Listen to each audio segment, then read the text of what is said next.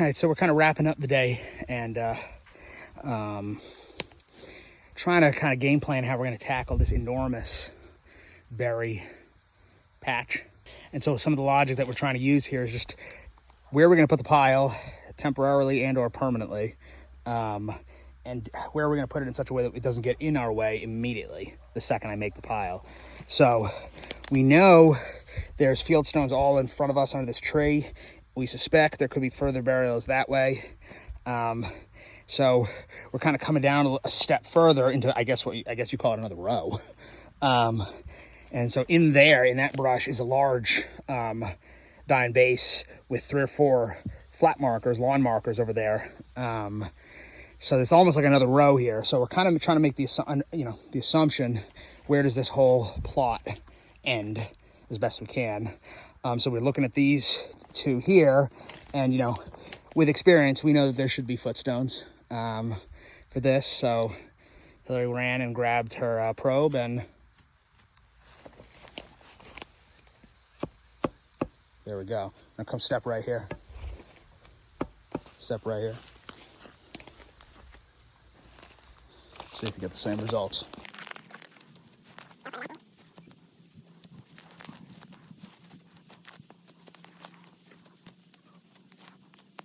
Oh, it's right there. No, it's not. It's not? Sounds like it. Put it right here. Now the thing with this too, I mean, we've already likely located it. What I was trying to understand is sounds like it's right there. What I was about to say is what's difficult with these is they could be sunk straight down, in which case you're going to be looking at it, 1.5 inches is all you're looking at on the top, which is probably what this is. But, we're trying to understand if the body's laid out that way or this way, and presumably they're going to be laid out this way. There's a good combination, though, in this section. Well, yeah, in this section, but I mean, we're going to make the assumption that they're here. We'll check that footstone and dig it up, and then I'll kind of make a pile here so that, there it is. Telltale clink. So interesting. So it's a little. Hold it. I'll go grab the shovel. So telltale clink. Interestingly, a little off center from the stone. It's our understanding that the footstones were typically placed, at the foot of the burial. So approximately proportionate to the size of the individual who was buried.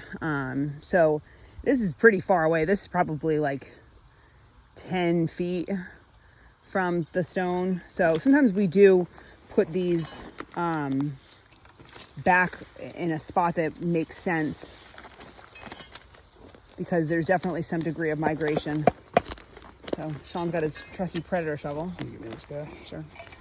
So you want to kind of gently tap it, feel the margins. Right here, there, not there. And it could be rock, but probably not. Probably not. So you do want to kind of cut the soil before. Oh, there it goes. There's a Cut 2. the soil before, because even though I could easily pry this up, you don't know if this is already fractured or weak. And we definitely don't want to snap it.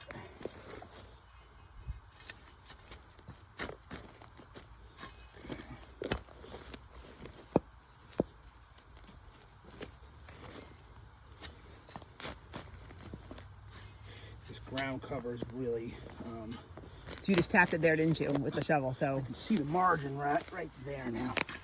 But there's no visual sign of the stone. No. I'm gonna try to take some of the roots off the top and not pry the marker. So this thing's got, everything that's here looked just like this 10 minutes ago. So there's a pretty good root system. And these blackberries sit in the top here. I want to kind of break through it without, there's the marker coming, without, break through it without, I already see some initials. I don't think I can see a B in the, it looks like a B in the middle. Lincoln, I'm not sure it is. Not a B? Oh, maybe it's an S. Or maybe it's somebody else. Yeah, that's true. That's the fun part, right? I mean, we think you know what you're doing. Now you can kind of get it. The root system is sitting at the top. H? Yeah. Just H. It's interesting. No, it's got to be there. I don't see nothing. It looks like an H. I can imagine it. Same thing. So this may be long. Yeah. So we're gonna kind of keep pulling this off. But in the county, we a lot of turn of the century, a little bit early 1900s. They almost always have footstones. So sometimes they were removed because for ease of mowing. So in the big cemeteries, Longwood, Oakwood, you hardly ever see them. You don't see them really. But here out in these family farm cemeteries, we see them all the time. It's kind of a type of marker. You know, most of these marble type markers, more elaborate markers, almost always had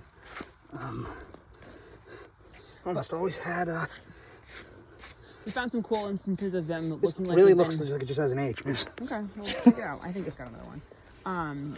We found some cool instances of like the footstones being like reused, like having something on the bottom. I was wondering if this is an H on the bottom, there's gonna be something on the top. Scrap. So that was in concrete. A little bit of concrete there. There's nothing. Literally just says H. I'm not convinced. Oh, there's another H. Oh, there's another. There's an S too. There we go. But yeah, so good size, looks beautiful. You, like you said, you can see some evidence of some light concreting there. Concrete at some point. But it's really cool because the footstones seem to often be found in place. So we really rely on them a lot. Sometimes it'll tell us that you got to look harder because you'll find a footstone that doesn't make sense. In terms of finding a missing yeah, headstone. And I mean, right now we just found over there there's two footstones, which we think might be some of the oldest burials in here, and oldest marked burials in here. And I don't know that anyone knew exactly where they rested, but the footstones are there untouched, and so that will help tell us. So we're gonna go